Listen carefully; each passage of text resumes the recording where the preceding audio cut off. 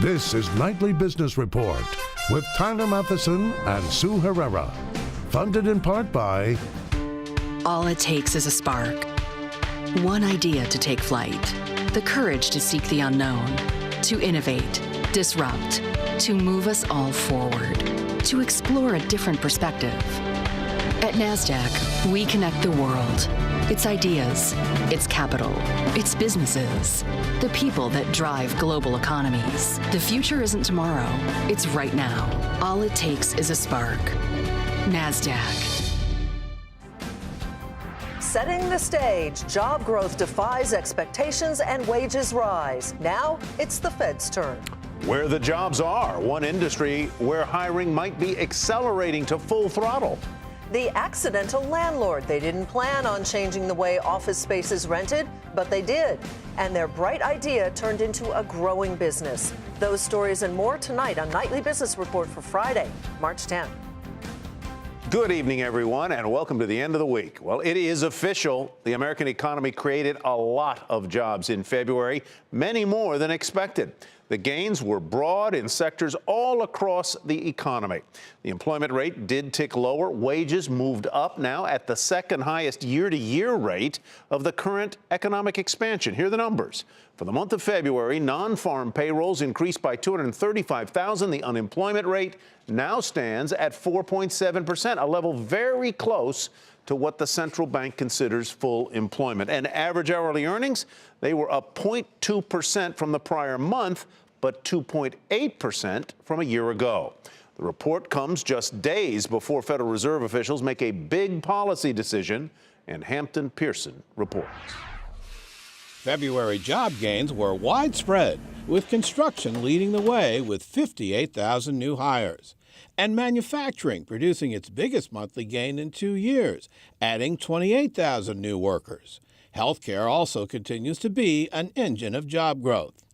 And it's the first jobs report covering a full month under the Trump administration.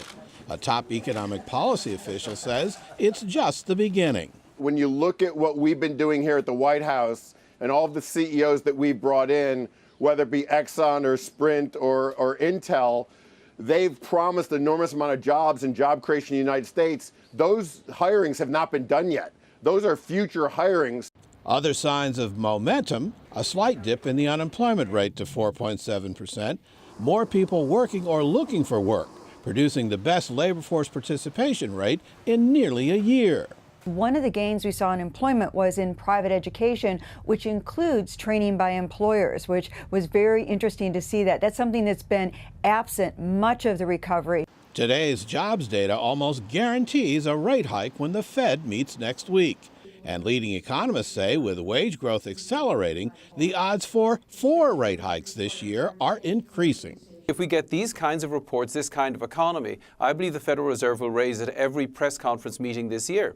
Unless we have some crisis. So that would be 4 rate hikes, not the 2 the market is pricing in. They've begun to accelerate, and it's sort of a Goldilocks way. They're not accelerating to the point to where we're worried about inflation creeping in, but they are accelerating to the point to where it puts more money in people's pockets and increases the willingness for them to spend that money.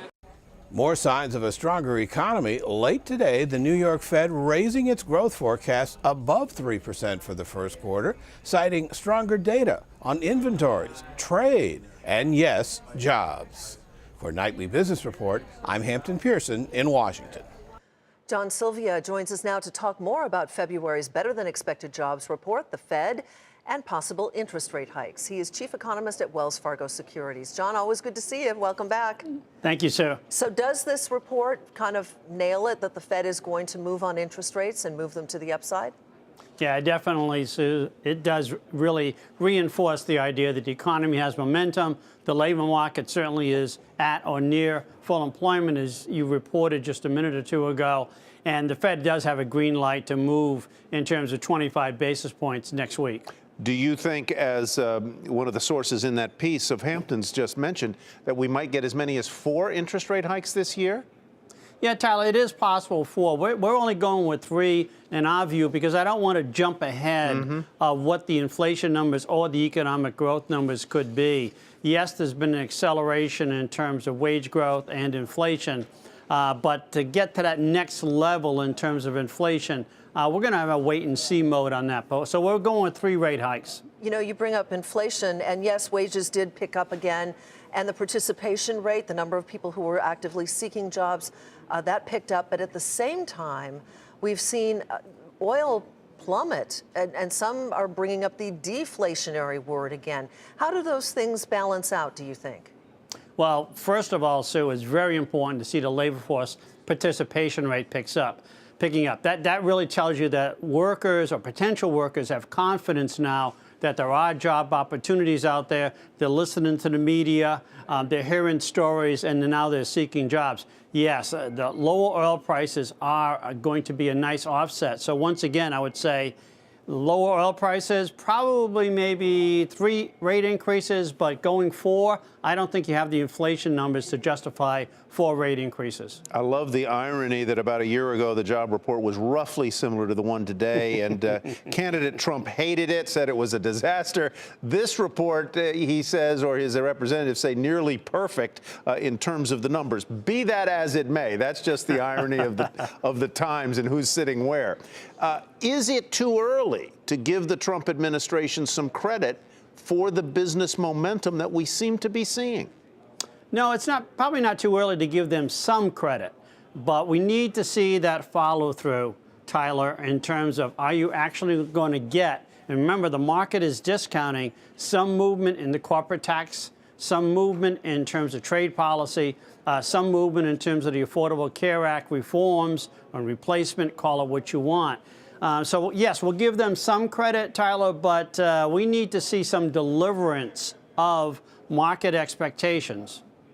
All right. On that note, John, thanks so much for joining us. Thank you, Have a Susan. great weekend. John Silvio with Wells Fargo Securities. And on Wall Street, stocks advanced following the strong jobs report, but some of the gains were lost midday as investors looked ahead to next week's central bank meeting. The Dow Jones Industrial Average added 44 to finish at 20,902. NASDAQ up 22, and the S&P 500 gained 7. For the week, the 3 major indexes were lower fractionally. The NASDAQ and the S&P 500 snapped their 6-week-long win streaks. The Internal Revenue Service is challenging Caterpillar's taxes for the years 2007 through 2012. The Dow component, which is cooperating with authorities, says it disagrees with that challenge and that it stands by its financial reporting. As we told you, authorities raided Caterpillar's headquarters about a week ago in connection with an investigation into the company's offshore tax practices. And the New York Times earlier this week published a report, and that report accused Caterpillar of carrying out tax and accounting fraud. Volkswagen pleaded guilty to 3 felony charges in connection with the diesel emissions scandal. The plea is part of the more than $4 billion agreement reached with the Justice Department in January. Under the deal, the automaker has agreed to new audits and oversight by an independent monitor. VW admitted to installing software on more than 500,000 U.S. vehicles that allowed them to beat or cheat emissions tests. The numbers of vehicles recalled last year in the U.S. hit a record.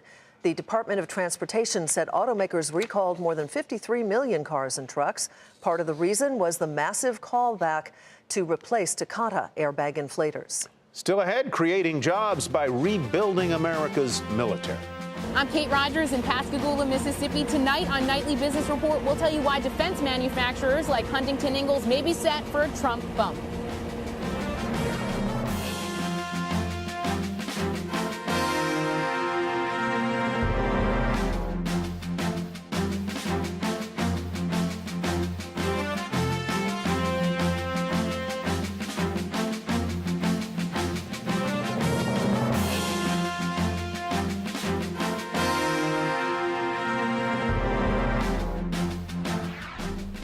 The equivalent of more than 1 billion barrels of oil have been discovered in Alaska. That's the biggest onshore discovery in the U.S.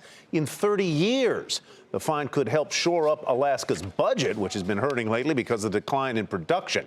The discovery was made in Alaska's North Slope, which was previously thought to be an aging, depleting oil basin. The president has promised an increase in military spending, and that could result in more jobs, thousands of them.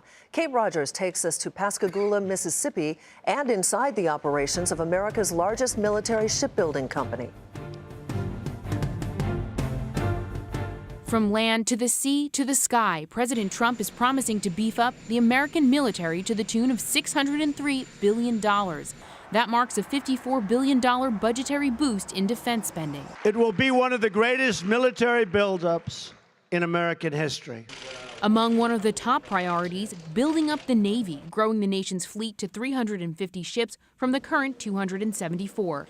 For military shipbuilders like Huntington Ingalls, General Dynamics, and their suppliers, this potentially means more business and more jobs. We're seeing the market for shipbuilding is improving. We started investing in the facilities a couple of years ago to create the space for these folks to work. Even based on the Navy's current plans that don't include President Trump's ambitious proposal, Huntington Ingalls is looking to hire 4,000 people in the next 3 to 5 years. We have dozens of crafts that are involved in the building of the ships. It's pipe fitters, it's welders, painters, insulators, just about anything you can imagine that you might need in building a city. We use because, frankly, that's what we're building. 26-year-old Jeffrey Kofer is training in Huntington Ingalls' apprentice program. A National Guard veteran of the Iraq War, Kofer has been in the program for 3 years, working up to his 8,000-hour requirement for pipe fitting. The best part about it is the opportunity to learn a trade, something I didn't have before. Kofer is spending time in the classroom learning everything from basic math to naval architecture and working in the shipyard. Entry-level workers here can earn up to $57,000 a year, plus overtime and benefits. We move around the yard, we see different stages of ship construction. If the president's proposals come to fruition, industry workers will have opportunities for years to come. But to get what he wants, President Trump will need buy-in from a divided Congress. A pretty significant expansion of military procurement as well as manpower is probably in store. I think it's going to be difficult for him to get what he wants. So there is a fight coming. Companies like Huntington Ingalls rely heavily on the orderly flow of work from one ship to the next, and CEO Mike Petters hopes that changes in Washington will at least bring an end to the defense sequester that currently caps spending until 2021 and has been a strain on operations. Let's get back to the process of creating budgets and establishing priorities and allocating resources to those priorities. Congressional fight or not, shipbuilders like Kofer will be ready for action. I'm very honored and very proud to be a part of it. I know what it feels like to be on the other end of equipment built by American workers. For Nightly Business Report, Kate Rogers, Pascagoula, Mississippi.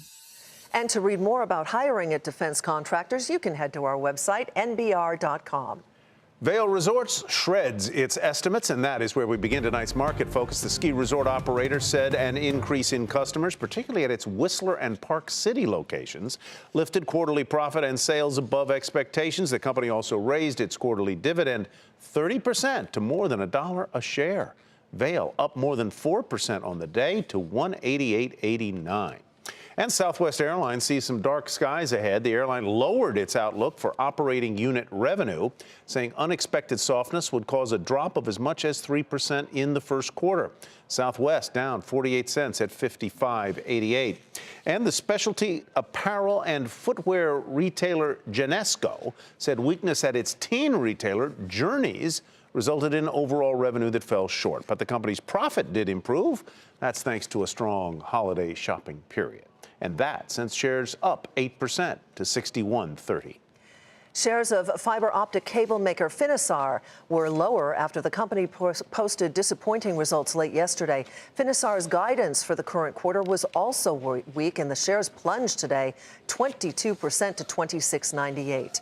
Retailer The Buckle, which sells brands such as Oakley and Billabong, said a challenging retail environment caused revenue, profit, and same-store sales to fall.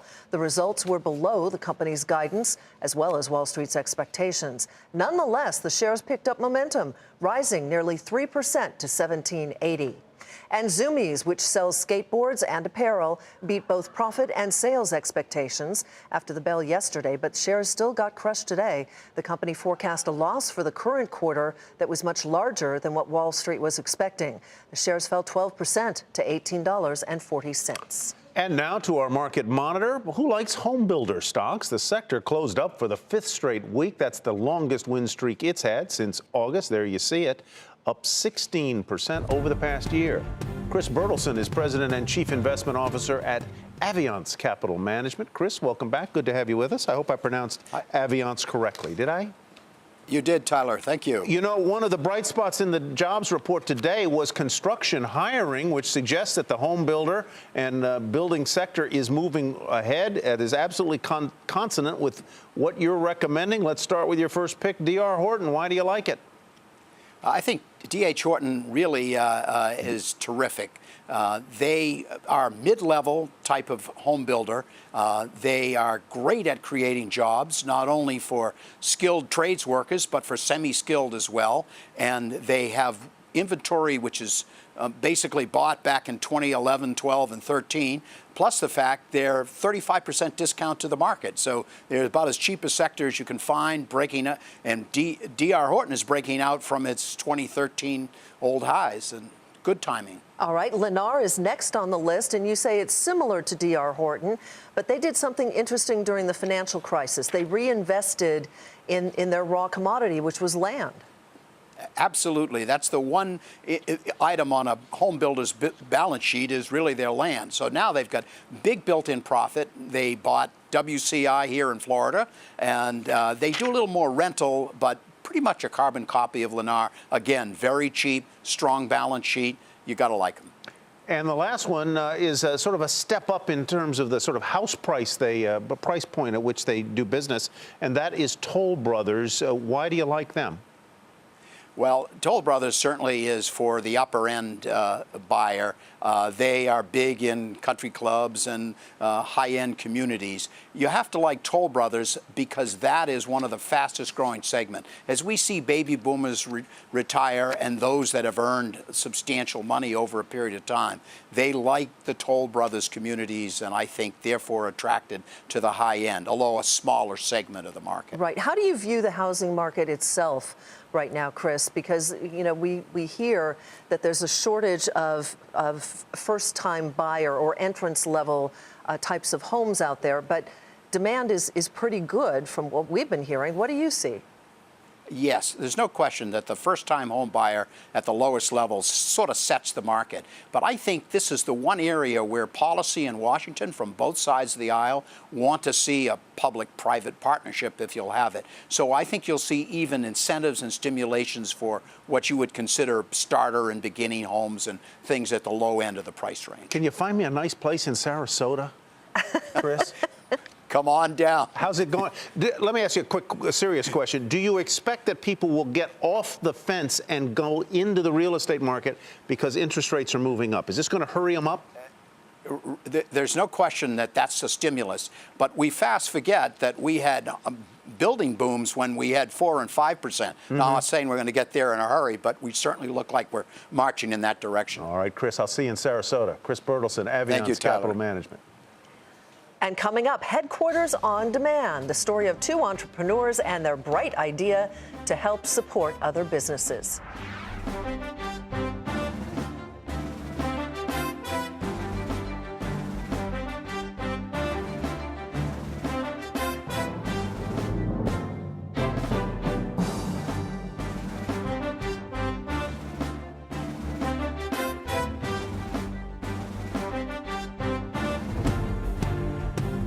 A lot happens on Wednesday next week. In fact, take the rest of the week off. You don't need to bother with it. Here's what to watch, folks. The Fed will release its decision on interest rates and host a press conference Wednesday. As we reported, the central bank widely expected to raise rates. That same day, the president's new pick to lead the Labor Department will have his confirmation hearing. And Wednesday night at midnight, the debt ceiling extension expires. That means the Treasury cannot borrow any new money. I hope they'll get a solution to that. That's what to watch next week. The hotel business is going after Airbnb.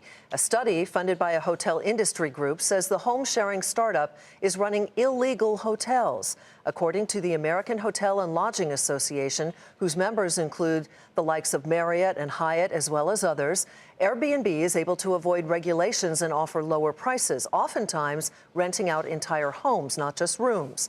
Airbnb calls the report inaccurate and misleading. Working spaces are continuing to change. Open layouts, social areas, multiple companies sharing real estate. They're all pretty common now. But two New York City entrepreneurs, both with tech backgrounds, got the bright idea to change the way leases work, not only by increasing flexibility for renters, but also for building owners. When When Amal Sarva and Edward Shenderovich began renting out their extra New York City office space a few years ago, they didn't think it would turn into a business called Knotel. Knotel started by accident. We were sitting on top of an explosively powerful business. Powerful? In just 15 months, Sarva says Knotel's brought in about $10 million, but starting it meant taking on multinational, multi-billion-dollar companies. Started looking at their numbers and trying to understand whether we actually had something unique to offer. Two of the big boys renting office space are WeWork and Regus. 6-year-old WeWork develops co-working spaces mostly for smaller startups and individuals looking to share the cost of kitchens, social space, Wi-Fi, even group health insurance. Regus, in business for more than 25 years, used to target big businesses. Now it's aiming for other segments as well, with 3,000 locations across 120 countries. But Sarva and Shenderovich believe there's a giant underserved market. Newer, faster-growing companies with 20, 30, maybe 50 employees. Less than 1% of the office market is this co-working type stuff. 99% is companies that need a headquarters. Startups tend to begin life as nomads. 5-year-old Venue Book, an event space booker, is in its 7th office. We have our first sign. Brand identity is a plus, but Kelsey Recht says Knotel's flexible 1-year lease allows Venue Book to move again if necessary. Knotel says space for 20 runs about $10,000 a month in New York City. We didn't want to sign a really large lease and then have to sublet to another company. To Knotel, leases are the enemy. Leases are what you thought was the only way to do business up until someone showed you a different way. Sarva and Shenderovich say long-term leases, 5, 7, 10 years, hurt small businesses and landlords. If average rents rise during the lease, landlords can't cash in. Knotel helps landlords turn over their spaces more often, letting the market dictate the price the same way hotels change room rates day to day. Knotel shares the risk with landlords and collects a margin off the top. That was really a problem for a building owner because you can't really run a building with your leases turning over every 6 months. And I think Knotel took care of that.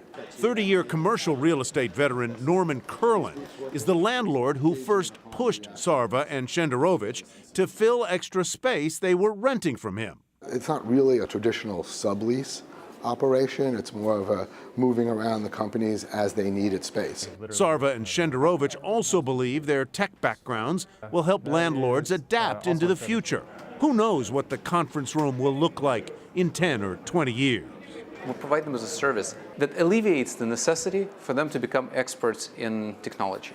And for residents, we alleviate the necessity for them to become experts in real estate. You have to coordinate different people's needs over time that change. Now that we have technology, we can coordinate their needs and put them together. Knotel has 15 locations in New York City now, but with $25 million in new investment capital, it is expecting to expand outside of New York and total about 40 locations by year's end. Already expanded beyond tech startups, its client list now includes media, finance, fashion, and retail companies. Good business working. Good business, yeah. All right, that will do it for us on Nightly Business Report tonight. I'm Sue Herrera. Thanks for watching, and we want to remind you this is the time of year your public television station seeks your support. I'm Tyler Matheson, and we all thank you for your support. Have a great weekend, everybody, and we will see you back here on Monday. Nightly Business Report has been funded in part by... All it takes is a spark. One idea to take flight. The courage to seek the unknown. To innovate, disrupt, to move us all forward, to explore a different perspective. At NASDAQ, we connect the world, its ideas, its capital, its businesses, the people that drive global economies. The future isn't tomorrow, it's right now. All it takes is a spark. NASDAQ.